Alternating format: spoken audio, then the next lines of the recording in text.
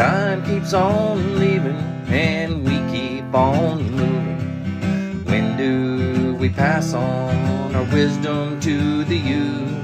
My veteran story, lost arts discussions, fireside chats with a bourbon or two. It's time to hear the stories by our military veterans. Get yourself ready. It's the Lost Arts Podcast. The Lost Arts with Andrew Cox. Right. Hello, my friends, and welcome back to the Lost Art Podcast. A podcast gives a voice to our veterans. On today's episode, we have a part two with Master Gunnery Sergeant Ben Price. Excited to come back and hear the rest of his story. But if you're enjoying these podcasts, be sure to go to our website, thelostart.podbean.com. You can go in there. There's a merchandise tab. If you would like to donate money to help our cause and getting our veteran voices out, you can do that as well. Anything is appreciated.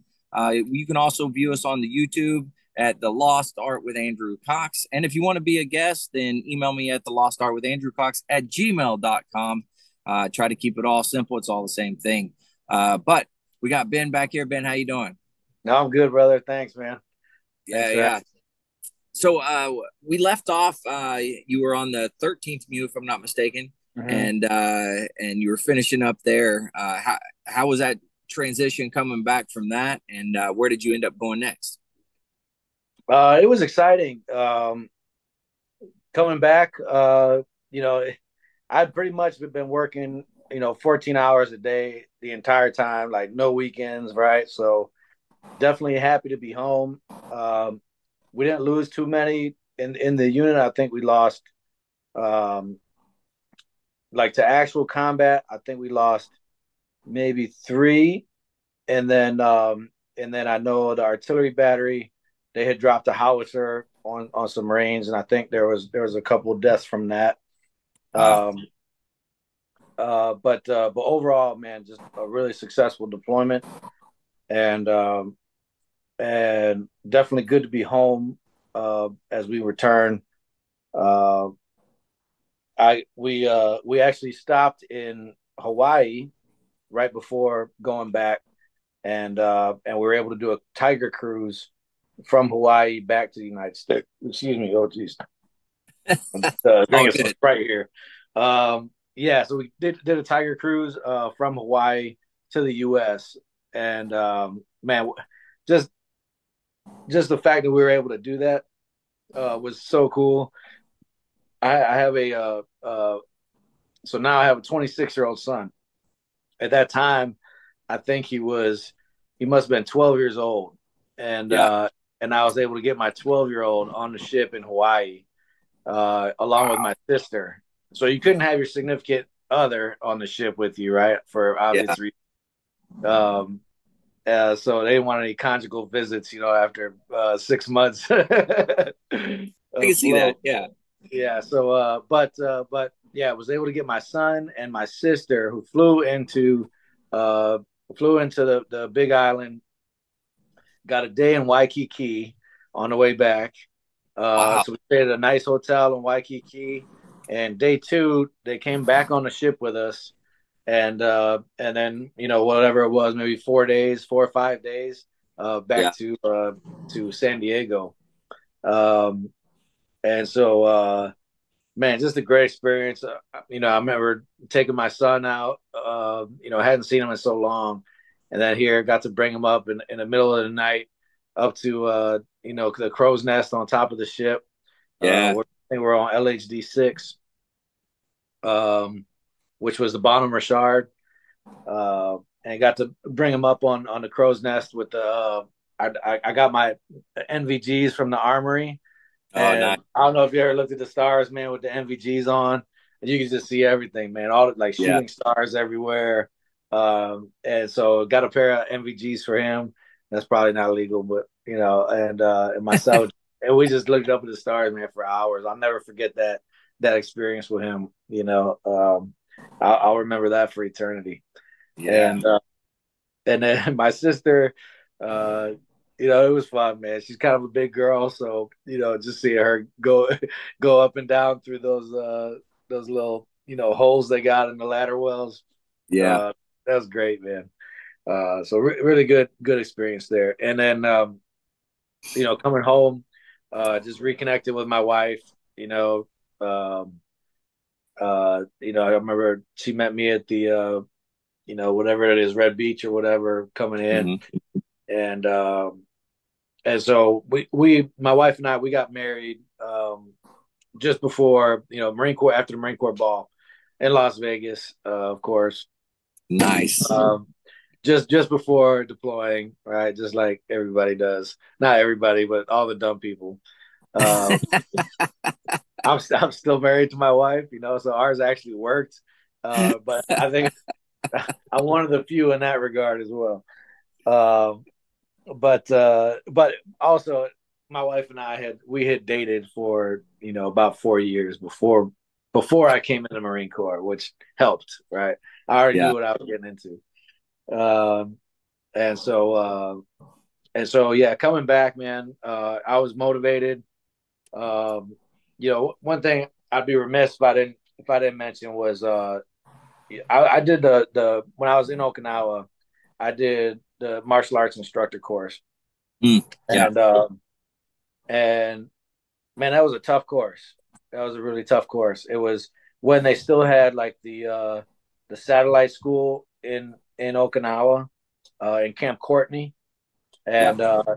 and like two of those instructors that were there were two of the guys that actually like started the program, and and one of those was I think it's John Rocha, and and the other one uh, was Polzin. Was it Mike Polzin? Retired mass sergeant. Um, and that was just a fantastic course. That was another one of those transformational things that I went through. That I was able to take those things that I learned at the MAI course and apply to train my Marines.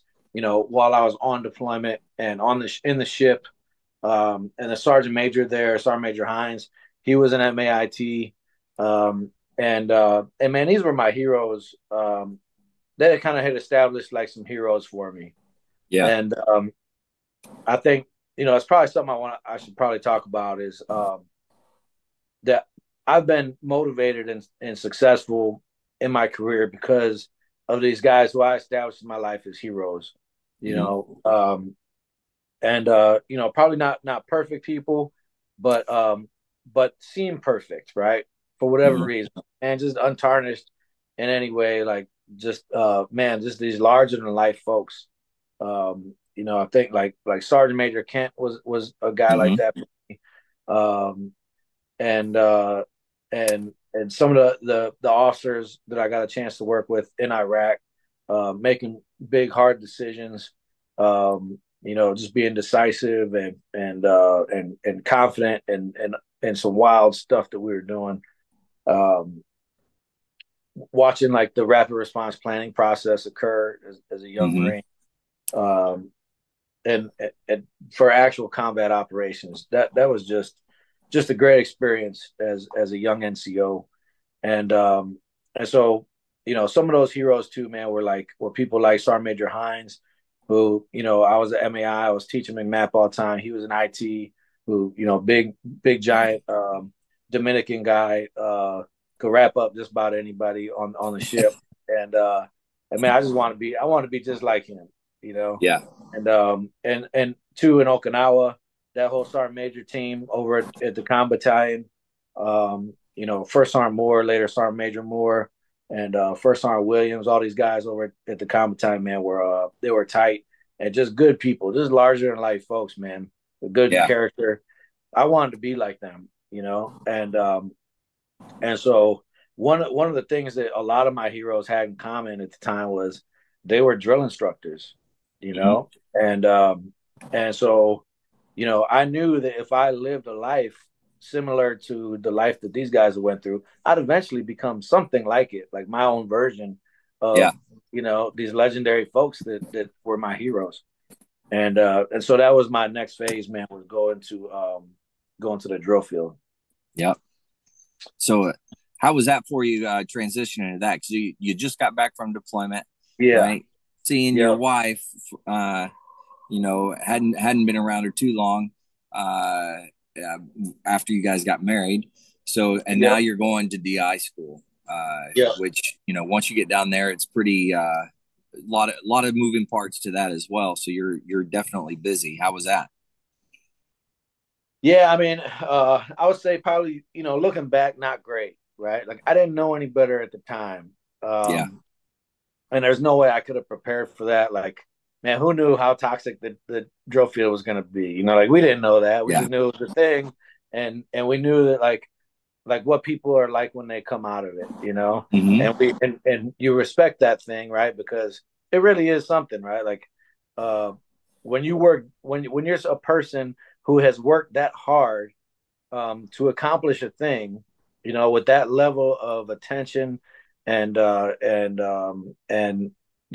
attention to detail and just that deliberate life cycle or lifestyle for a continued basis, it does something to you, and it does something to your ethic, you know.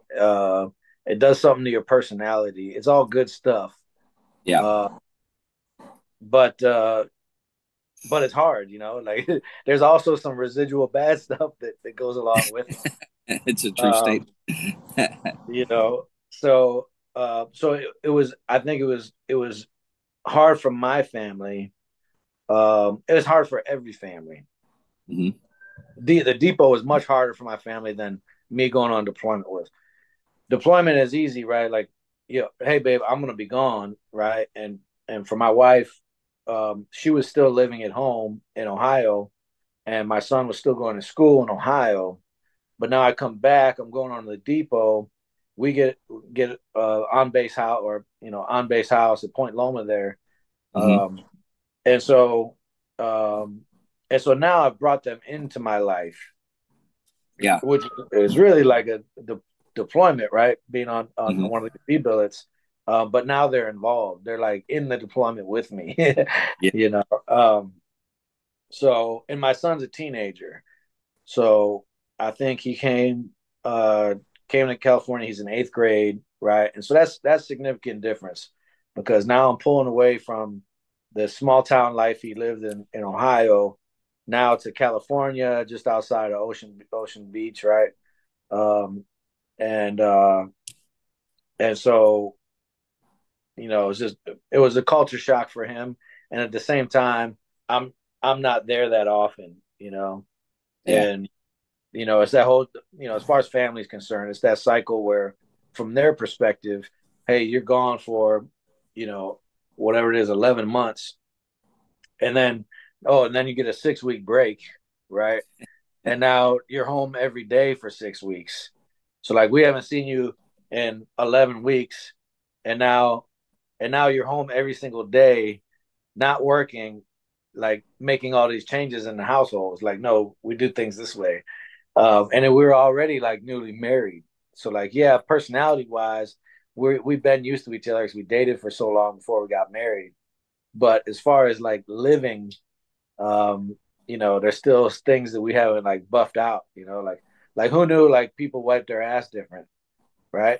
I didn't know this. Like I thought everybody like grabbed the toilet paper and you fold it up, and Yeah. then you do your thing. Nope. Like my wife like balls it up, like Yeah. and so I'm teaching my daughter how to potty train, and it's like, no, we don't wipe our ass that way. We do it this way. It's like all these little things that like you just assume everybody lives that way, Yeah. and no, like we don't. No, we don't watch TV like that. Or we don't always eat dinner at the table this way. We do it like this other kind of way. Yeah. Um, so a lot of those cultural, merging, um, that thing that married couples do when they first get married, we were Mm. not able to do because I was on the depot, you Yeah. know, and and then to come home, of course, right, like at 11 o'clock at night, expect something from your wife who's been housewifing all day at 11 Yeah. o'clock at night, and then being gone before she wakes up. like I can only imagine, dude, like being the woman in that situation. Like, man, Yeah. that's all right. Uh, so yeah, not a that part of it wasn't great, but you know there is no better feeling than finishing a cycle and watching your recruits, march on graduation day. Um, you don't really appreciate it until like later on, probably. Yeah. When you're a Bobby, you're still like making sure everything's like something's not jacked up, right? Yeah. But at the end of it, like being a senior drill instructor and thinking about, man, like I I I marched 700, Marines, um, across in my platoon across this freaking uh Yeah. this parade deck to be U.S. Marines. Like, man, that's awesome. Um, so and then I did get an opportunity while I was there to I did go on quota um to ITC, and then I did the Mace Satellite School while I was Mhm. there. They sent me to the IT course 2009. Um, and I got to do about 3 MAI courses there on the depot, which is awesome, right? Like I think that's probably the best place to do or to be a student for the MAI course, because all those students are all of 80% of them are DI school graduates.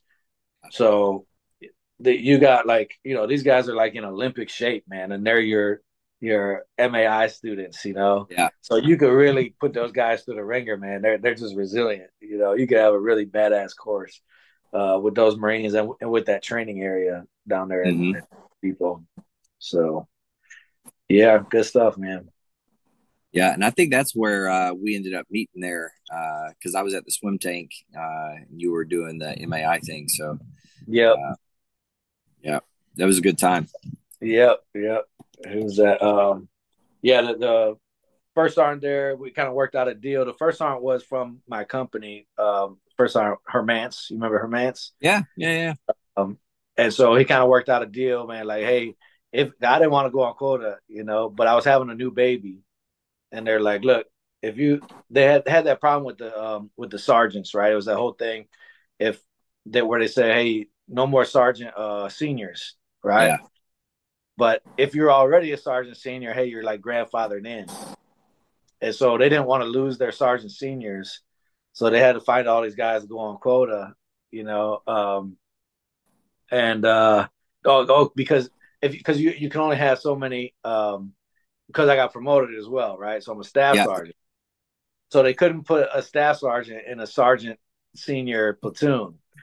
And so they're trying to convince me I'll go on quota. I'm like, no, I don't want to go, I don't want to go. And they're like, look, first sergeant Mance just got down there. If you go on quota, I promise we'll send you to the IT course. Will you do it? And I was like, all right. So it was good deal.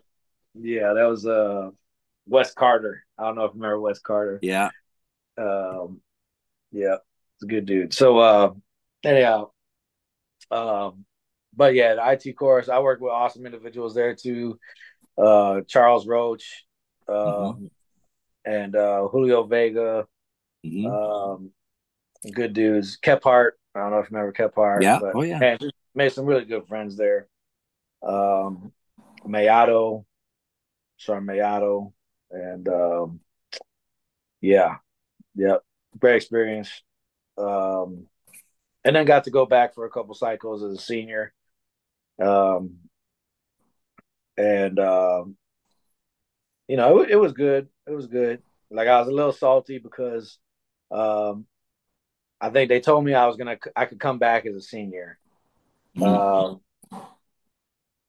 or was it yeah, come back as a senior. But by the time I got back there, it was like a whole different chief, right? And he's like, no, you know you're gonna be a J. So but which was great. I love my J cycle. Um and and I love drill so much after that cycle that when I was a senior, I felt bad for my J because I didn't want to stop teaching drill. Man, I just loved it.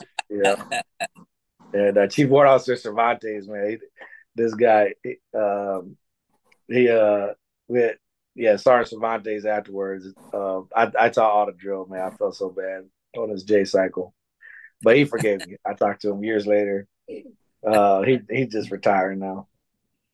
Yep. So yeah, the depot is what it is. Yeah. Very true. So after the depot, where did you end up going? So I remember, man, I was it just marched the recruits to the House of Knowledge, and senior, second cycle, senior cycle, and I'm walking back from the House of Knowledge on the recruit highway, and a Marine comes by and say, hey man, I just came out of the IPAC or the CPAC. Um, they got something for you in there, or they told me to give this to you. And I said, what is it? And handed me this piece of paper, and I look and I start reading, and it was my orders, and Oh, you know, and I remember, dude, don't tell nobody, man, but dude, I had a tear come. I'm on the recruit highway, dude, a tear come down just like this, and I'm nice. reading this because I could not mentally, man, I could not even fathom a world outside of the recruit depot, Yeah. like. Just the idea of like going back to being a Marine after all that, I could not even. It just like didn't exist, you know. Yeah. It's like being in one dimension, man, and like being thrown into one dimension and being like, "Yo, you can come back." uh, and Uh, dude, I was like, "Wow!" They wanted to send me to Quantico, and I'd never been to Quantico, didn't know anything about Quantico. It's at MGySgt, which was the um, Marine Corps Combat Development Command, yeah. and I didn't know what that was. Said something about, I think it was Taco Company. So went out there anyway. What it was interesting. Was at the time it was called the McCog, which was the Marine Corps Cyber Operations Group, Okay. and I didn't know this place existed, but this was the place where, like the Marine Corps network, like that you plug in, right? The thing that took over for NMCI Oh, okay.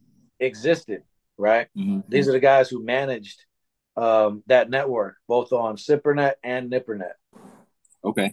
and it's a one-story like ranch, I guess you'd call it, but pretty big. They call it Code Talkers Hall, and there's about 500 civilians that work in there. Wow. You never know it from looking outside. It's all fenced in. You get in there, it's about 500 civilians. Now it's probably a lot more than 500 civilians. And there's a basement. It goes down into a basement. Where Okay. it's equally sized as the top, maybe even a little bigger. It's pretty cool, and just cubicle after cubicle after cubicle of Wow. folks that are keeping this network alive. And that was pretty cool at that time because we it was actually so NMCI really turned over the network to Hewlett Packard as a contract. Okay, Okay. and so at that time it was kind of like the idea was that it was government owned but contractor operated, right? Okay. And so it was government that's supposed to be making the decisions and stuff on the network, but it was ultimately, still a contract that was actually doing the work. And so while I was there, they were fitting to transition that to, hey, we want, Marines or people that work directly for Marines to also operate that network. Okay. And we basically want to take Hewlett Packard out. And so, that was interesting to work through a large company transition like that, like, where, basically a takeover, right? Like where one company comes in and takes over the jobs and responsibilities of the other company and to do it Nice. seamlessly so it doesn't affect the customers. Um, that was quite something, right?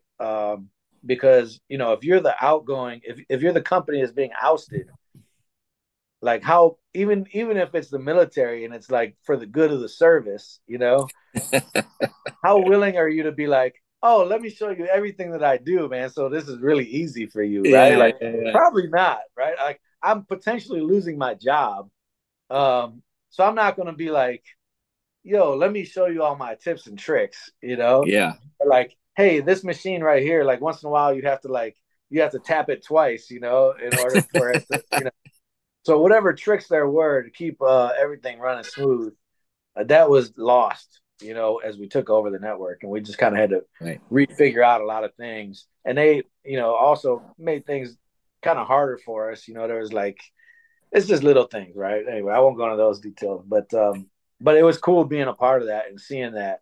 And most of the folks that I worked with were civilians, and that's wild, right? Like, people talk about, hey, were you able to, like, did you still act like a drill instructor when did you take the hat off, right? Is what they say.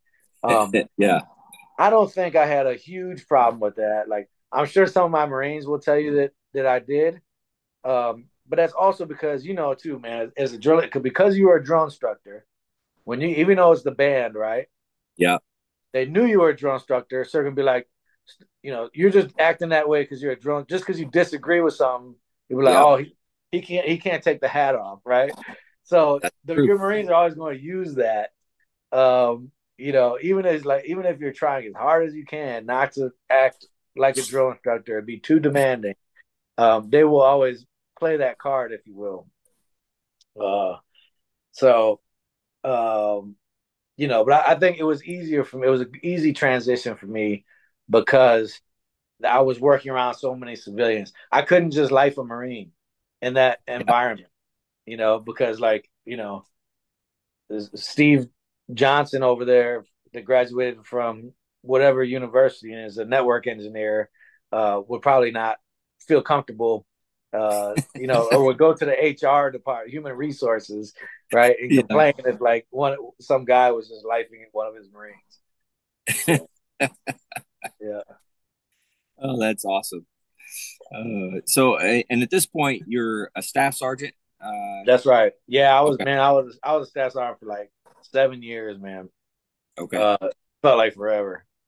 Yeah, spent a lot of time as a staff sergeant.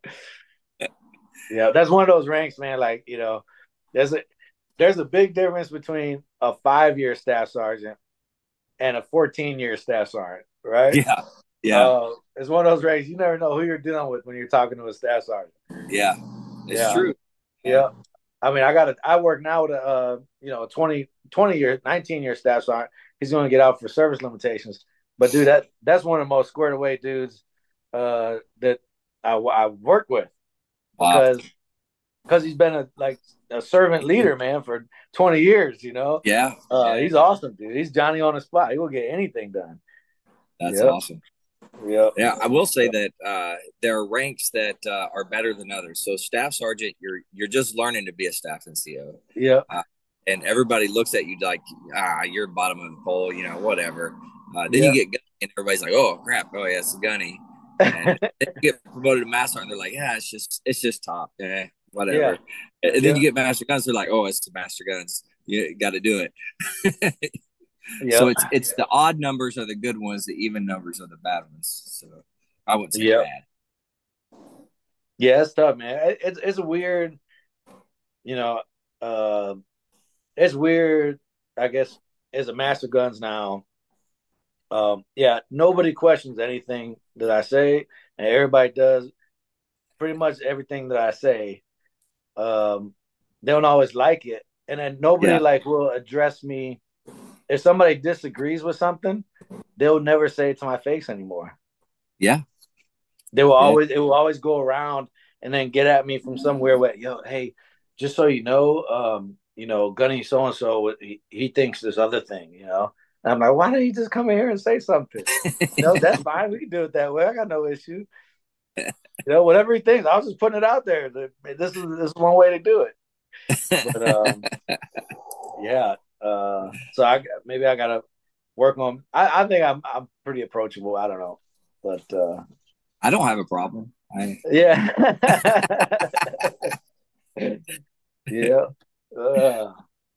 So then you So spent how long were you there with that command? I was at the McCog for three full years. Yeah, maybe a little Okay. extra. And then went down to Marcent in Tampa. Oh, nice. And yeah, I remember I really felt like, hey, I spent 3 years, was at the depot 3 years. I wanted to deploy again. And so I hadn't been to an infantry battalion yet. So I'm like, man, this is a good time to get to an infantry battalion. I worked when I was at McCog. I worked under a guy named Master Guy named Mike Russell. Or I'm sorry, not Mike Russell. Um, Mike Russell's another dude. Uh, well, I hope he don't hear this because now he's gonna be mad. I forgot his name. Anyway, it was Master Guns Russell, but not Mike. Anthony. Yeah, Anthony Okay. Russell, and awesome dude. And he suggested, hey man, go to the infantry because I did two. I went for two meritorious gunny boards while I was there, and each time he said, "You got blown out of the water, man." Because these guys all had, awards for combat stuff. Like you need more combat stuff. So okay, so I went to the monitor and I said, hey, here's 3 units I wanted to go to. They're all infantry units like that I thought would be deploying soon to Afghanistan. And he looked at him. He's like, dude, what's wrong with you, man? These are terrible units. And I said, what do you mean they're terrible units? He's like, yeah, these none of these are good places to go, man. He's like, how about Tampa, Florida? And I was like, yeah, okay. Oh, I said, well, let me call the wife. I said, babe, you want to go to Tampa, Florida? She's like, yes, tell him yes now. Tell him you want our orders now.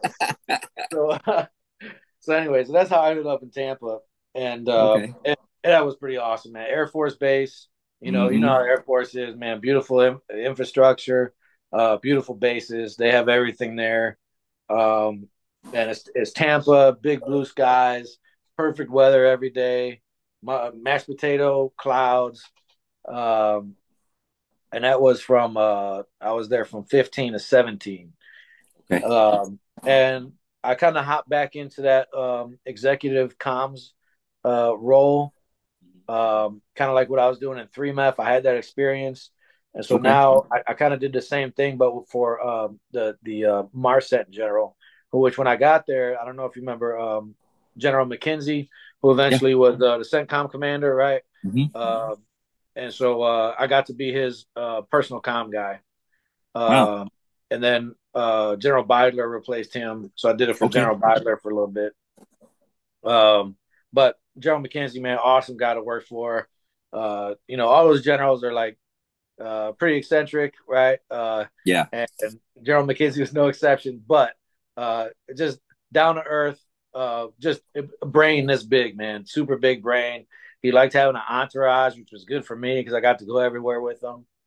Um, a couple of highlights from there. I remember, so same deal, right? Except before when I was in Okinawa, I was going to all these nice, Thailand, Philippines, these cool places. Now I got key leader engagements that we're doing with, in Jordan, in UAE, Oh, in wow. Qatar, in Saudi Arabia, Mm-hmm. in Kuwait, right? So now we're hitting these types of countries. So not as glamorous, really, but definitely more up close and personal. And I was more part of the experience with along with the general. The general wanted me just because I think because I was a young guy, um, and older staff sergeant or younger gunny.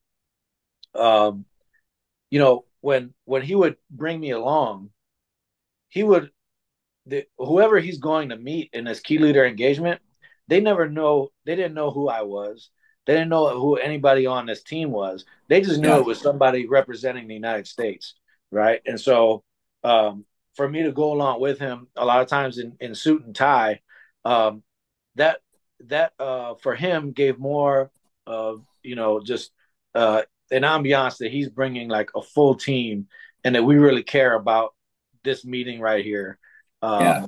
So got to meet like in a closed door, office with the 4-star Jordanian army general, Wow. and things like that. And got to just be a part of like some really cool conversations that I didn't know Marines were a part of, Yeah. whether, things about weapon sales or things about, political, uh, um, stances Hmm.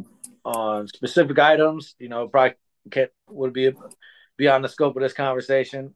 Yeah. But Yeah. I didn't know the Marines did that. Yeah. And that was pretty neat being a part of those things. Very And just cool. as a comm guy, like I'm just here to bring the internet, Yeah. but this general doesn't know that, Yeah. he thinks I might be a political advisor or, an intel analyst or, whatever. Right. Yeah. Wow. General Bidler, on the other hand, he didn't want an entourage at all. He was kind of more closed door. Um, so yeah, so Interesting. I didn't get as much action with General Bidler. Yeah. Yeah. Um, Wow. and those generals, man, like you became kind of part of their lives, when you're doing that kind of thing.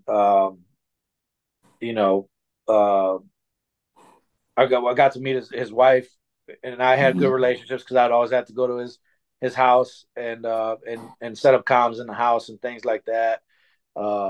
So you kind of see like the general's inner workings. It's just amazing, man. Those guys are the hardest working individuals that Oh that yeah. the country has to offer, dude. Like it is just amazing, man. Those guys are who they are for a reason. You know, Yeah. And it's pretty neat. unreal, the amount of work that they actually end up doing and the hours that they spend doing it is Yep, amazing. yep. Yeah, I actually so I wrote an article. I was in a collaboration to do uh, a Gazette article. Oh, We nice. submitted about a year ago. It just got published in this last Gazette, and I got an email from General Matos, who now he's the Marfor Cyber slash Space Marfor Space General. Just congratulating us and saying, giving some feedback and how he liked it.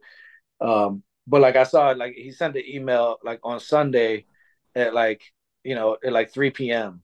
And I'm thinking, Yeah. man, who the hell's responded to one reading Gazette articles on a Sunday and then responding over email to the author et al.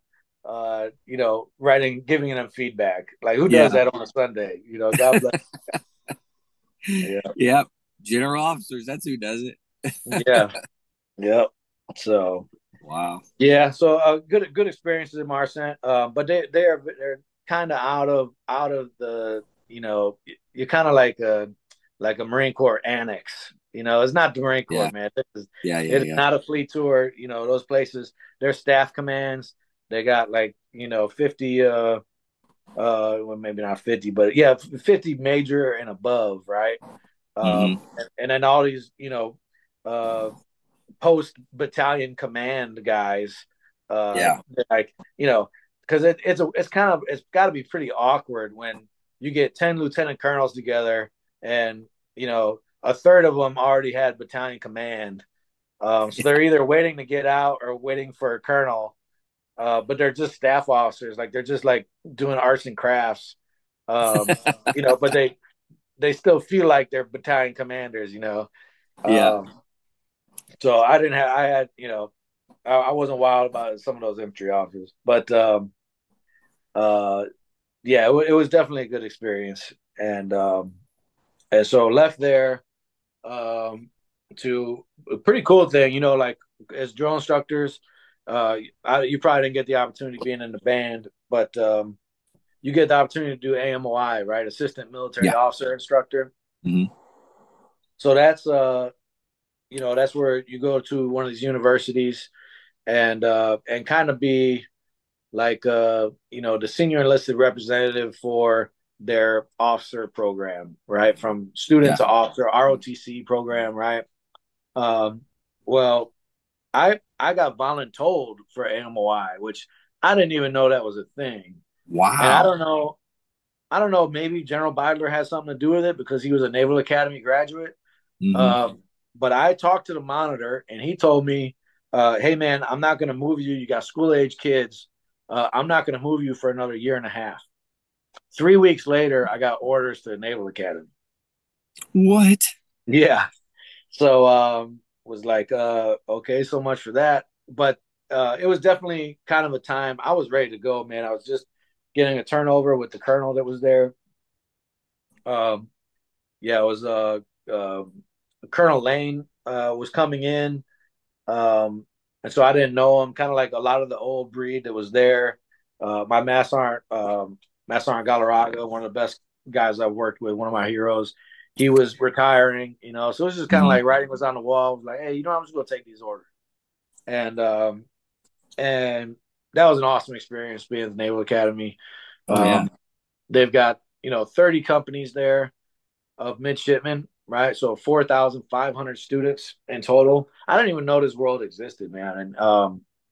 And a third of those 4,500, so that's over a 4 year period, right? So probably 1 year, maybe anywhere from 1,300 to 1,000 graduates. Yeah. Of those, average 11,000 graduates, a third of those guys, a little over, probably about 350, are going to become Marine officers every year. So Wow. every year we get 350 Marine officers. A lot of those, uh, most of that fills up a lot of the pilot population for Mm-hmm. us. So and I don't know what I would say. Probably a third of the pilots probably from the Naval Academy, I'd imagine. Wow. And and so and I don't know total officer population how many come from the Naval Academy, but I would say it's probably about 15 to 20%. So that was Wow. pretty neat. Seeing that, and that place, man, is I went to state school college, right? I went to Southern Illinois University for a time. Mm-hmm. This place is nothing like that, man. they have zero in common, other than the fact that they're both colleges. The Naval Academy, man, they're just some really smart kids. It is the best of the best of the nation that goes there. Yeah. Uh, so for the military folks that are listening, if they've got kids that are around, sophomores in high school and they're smart, they get good grades, they should definitely start making a push to look at the Naval Academy. One, it's free, and two, they do get some preference, right, for being from a military family. There is some Mm-hmm. preference involved there, and especially. Uh, they have to have a certain number of folks that come from every part of the state, right? Mm-hmm.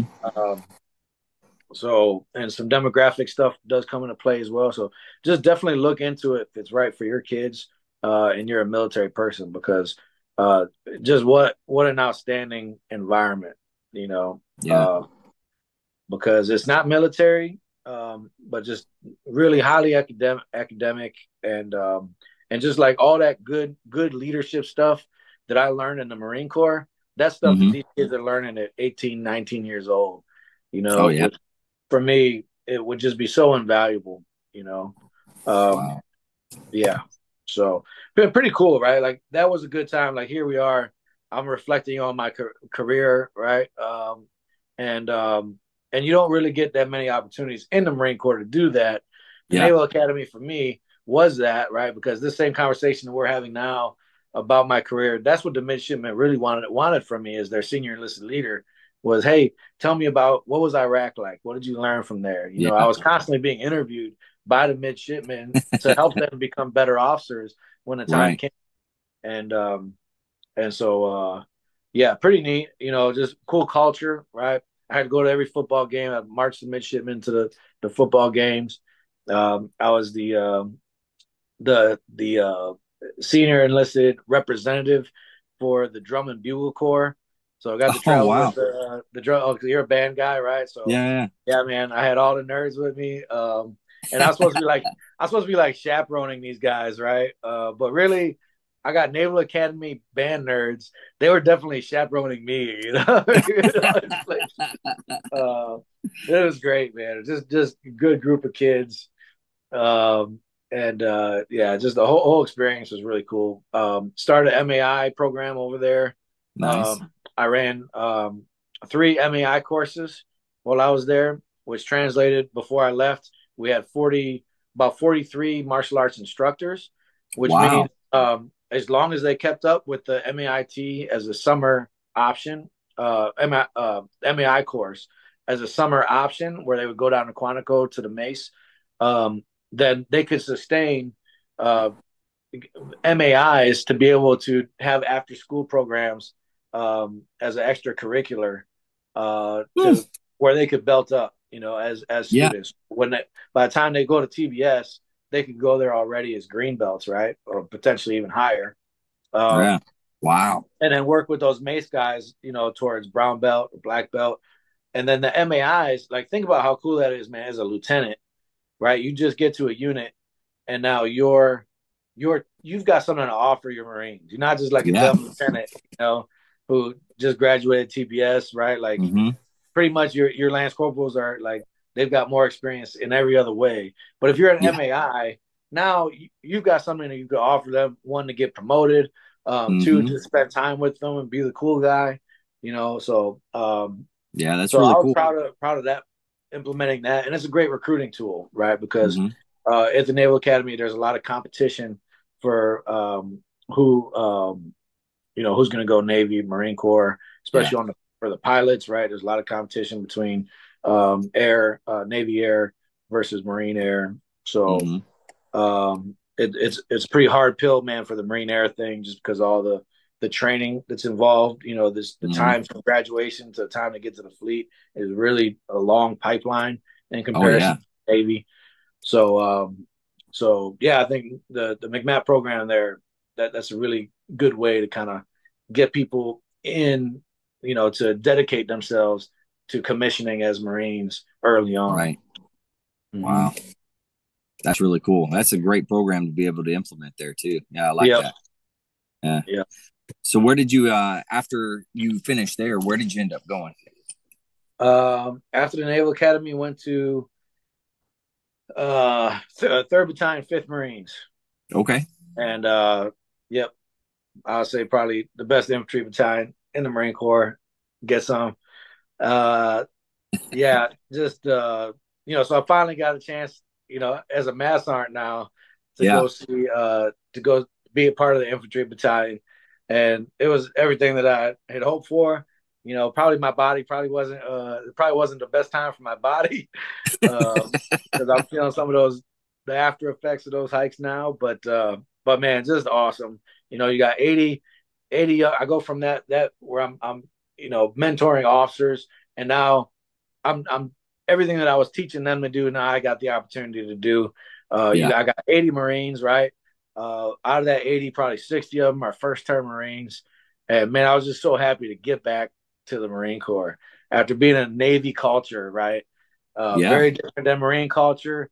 We were a minority, man. We were like, we were kind of like the bastard children of that culture at the Naval Academy. And so to be back around all Marines was just wonderful. And then now I got my own lieutenant, right, that I'm trying to mold. Yeah. Uh, After just going through 3 years of trying to prepare, midshipmen to be officers. So, um, you know, God bless that guy. He got a lot of earful from me every day. But You got a lot of mentorship. yeah, yeah, the first one didn't make it. He got out. The second one got out too, but was probably one of the finest Marine officers I ever got to work with, Trent Taylor. Nice. Um, and but yeah, man, the infantry battalion, you know, it's really it's a condition there where you got a lot of immaturity, right? The Mm. officers are young, the Marines are young, right? Yeah. Those infantry guys, like 80% of the infantry battalion are first term Marines. Yeah. And so, and then their leaders are first term officers, Mm-hmm. or like officers with less than 4 years. And so the only out of the whatever it is, however many Marines are in a battalion, I don't know, maybe 1,000, 12, depending on the deployment cycle, right? Between 800 and 1,200. Out of Right. that 800 and 1,200, dude, you got like the freaking ops chief, master gunny, right? The two mass sergeants and the four first sergeants, the battalion commander, and the XO. So that's five, six, seven Marines that Yeah. actually like know what the hell's going on. Right? And True. so, Yeah. and I don't know that I'd ever been in a culture like that. Yeah. Uh, that was a hard pill to swallow because a lot of times, man, we were doing dumb stuff. And it's because you got these young lieutenants or young officers that Uh-huh. just they haven't learned all those lessons that I take for granted that I know. Yeah. And they weren't always willing to take my advice, because they're Hmm. young officers and don't trust enlisted Marines. Yeah. So because unless some of the enlisted Marines say dumb stuff too, right? Hmm. Um, and so just dealt with a lot of immaturity. But the mission, man, was just awesome. We were constantly moving, constantly training, and yeah, I mean that was the dream. It was tough on the family. I worked a lot, but probably you know outside outside of the Iraq deployment, probably the best Marine Corps experience of my life with 3-5 for 3 years. Nice. Yeah, and then I did a little time with Fifth Regiment after that. I got selected for Master Guns, so Hmm. right before they were leaving for deployment, I got an inbound. Went to Fifth Regiment. The regimental com chief at Fifth Regiment was retiring. I went on some skill bridge, so I kind of covered down for him for a while, and then went down to com company, which is where I'm at now. Um, yep, and you know, comp company is. I kind of thought it was going to be a little more glorious than it is, right? As part of the division. So I'm Yeah. thinking, man, I'm with the unit that's providing the division. Um, sorry, providing the division with communications, and overall comm support to all the battalions and regiments on North Carolina. But it wasn't. It's not that exciting. I wish it was. So, which is, okay. So there's some things we could change. We could make it better, right? And I'm a Yeah. master gun now, so maybe I could, change what we do, you Yeah. know. Yeah. Yeah. So I'm working with the Ockfield sponsors and and working with some of the other stakeholders to see how we could provide better support to Hmm. the regiments and battalions and the division. But there's just not that many scenarios where they go forward, and if they Yeah. do, not that many scenarios where they would need all the equipment and all the personnel that we have. Yeah. So how do we better employ that in today's age? And I think that's the thing I'm trying to figure out as Master Guns is how do we kind of redesign the Marine Corps to be a better fit for what we might have to do in the future? Right. Because Yeah. we're just different, and I know that the commandant's been trying to get after that with force design, but what does that mean for my community? Right. And that those are the kind of questions that I'd like to attack Hmm. in the rest of the time in my Marine Corps experience. Right on. Man, that's awesome. So think back on all of your experiences, everything that you've done, and where you are now. What types of advice are you going to give people, like Marines, as they're coming through? What advice do you have for Um, well, so I guess I've in my story I probably alluded to some of them. One is be that volunteer. You're already volunteering to be a Marine, right? You've already signed your name on a blank check, right? Say, hey, here, country, here you go. Whatever you want. You got me for 4 years on a contract, right? So don't come in the Marine Corps and make conditions for yourself. Like, don't be a conditional Marine. Like, hey, yeah, I'll do this thing if, right? Or, uh, like, man, every good thing that happened to me in the Marine Corps was because I just volunteered, because I just went with it. The more you try and uh, you know, like insert yourself into the design of your future, I think the more messed up it is, man. Just allow life to do its thing on you, man, as a Marine. Um, that's my advice because that worked for me. Maybe that doesn't work for everybody, but I do, you know, I'm a faithful person, right? I do believe there's a higher power that can orchestrate things if you let it. And I've been lucky, kind of allowing myself to be open to that higher power's will. So Yeah. so I think, man, you get an opportunity to volunteer for something, the country needs you for something, man, just raise your hand, do it, whatever it is, and do it while you're young, right? Yeah. Because as I've gotten older in the Marine Corps, there's a lot of things I can't do anymore.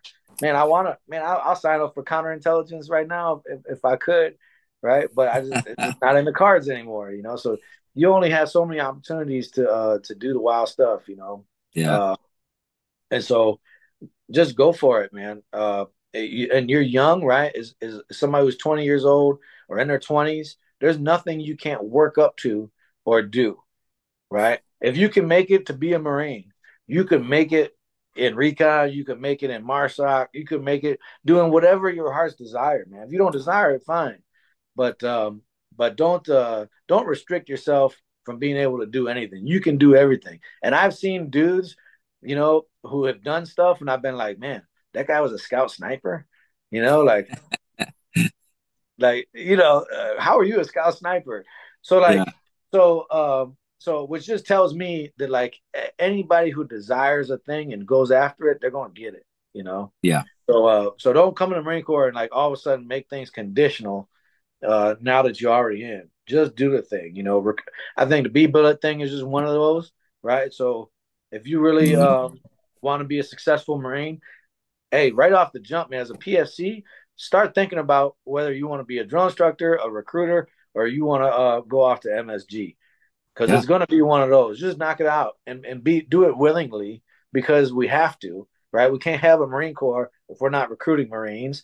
We can't have a Mhm. Marine Corps if we're not making Marines, right? And we can't accomplish the Marine Corps' mission of being that global force and readiness, to defend um, our embassies, right? So as long as the Marine Corps is going to be the Marine Corps, we got to do those three things. So just choose now. If you're gonna go stay in past 4 years, then choose.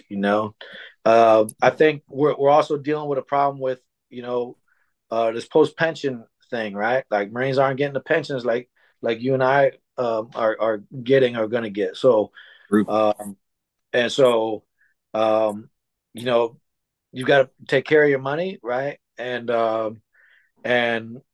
we've got to figure that thing out. It's got to change, right? Or we're not going to be able to retain um, our best and brightest.